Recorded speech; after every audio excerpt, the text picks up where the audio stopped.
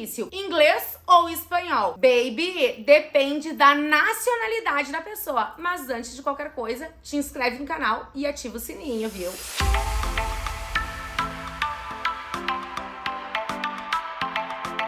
Qual é o mais difícil, inglês ou espanhol? Gente, pra nós que somos brasileiros, é muito mais difícil aprender inglês do que espanhol. Ai, Beta, mas eu acho muito mais difícil o espanhol, porque inglês não tem gramática. Meu amor, tu acha que uma língua... Presta bem atenção no que eu vou te dizer agora. Tu acha que a gente vai se basear na facilidade ou na dificuldade da aprendizagem de um idioma de acordo com a facilidade que a gente acredita que exista dentro de uma gramática? É isso mesmo? Sabe por que eu tô te fazendo essa pergunta? O português e o espanhol são línguas irmãs. Ambas surgiram do latim. Inclusive, gente, são duas línguas super novas. Só para que vocês tenham noção, o espanhol surgiu oficialmente em 1492 e o português em 1526. Eles surgiram em função da colonização mesmo. Por exemplo, como tu ia dizer que esse país, que é o tamanho de um continente, é de Portugal? Ué, colocando um português em cada esquina? Claro que não, né, criatura? Tu ia marcar o teu território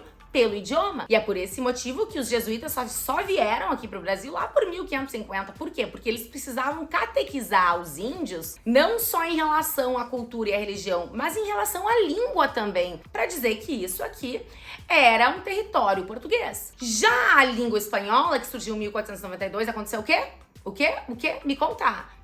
Isso mesmo, descobrimento da América. Quando descobriram a América, já tinham encomendado uma gramática. Por quê? Porque sabiam que estavam desbravando novos horizontes, novos territórios. E como tu ia demarcar? Com o idioma. Então, ambos idiomas são super jovens e eram a mesma coisa até 500 anos atrás. Então, se tu, brasileiro, parar no México, com certeza tu não vai morrer de fome, tu não vai morrer de sede. Por que tu não vai morrer de fome e tu não vai morrer de sede? Simples. Simples, porque o português e o espanhol são línguas irmãs. Só que isso não quer dizer que tu não precisa estudar. Até porque essa semelhança faz com que a gente acabe caindo no portunhol e achando Que, meu Deus, eu entendo tudo, mas eu travo na hora de falar. Então, pra gente que é brasileiro, é muito mais fácil aprender espanhol do que aprender inglês. No entanto, para um alemão, é muito mais fácil aprender inglês do que aprender espanhol. Porque a cabeça dele, gente, assim como a nossa, já tá programada, já tem as mesmas estruturas, porque uma língua não se baseia só em decorar conjugação verbal. Uma língua se baseia em conseguir se comunicar com naturalidade, com a possibilidade de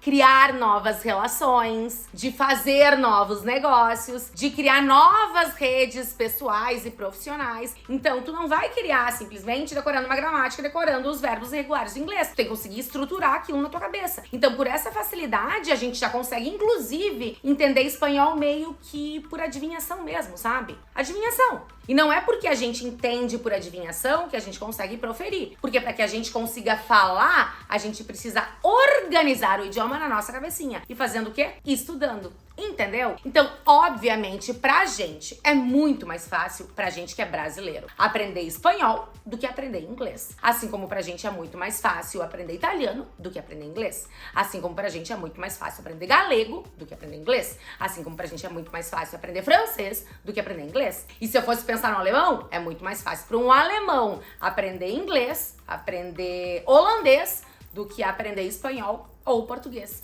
Entendeu? Resumindo, pra ti, que tu tá me acompanhando, que é brasileiro, é muito mais fácil atingir o bilinguismo estudando espanhol do que estudando inglês. Mas isso não quer dizer que você não deva estudar inglês. Pelo contrário, quanto mais idiomas a gente estudar, mais facilidade a gente tem para aprender, porque o cérebro é um músculo. E quanto mais a gente coloca esse músculo para trabalhar, mais ágil e mais dinâmico e mais incrível e mais gostoso ele vai ficar. É tipo assim, bumbum na nuca.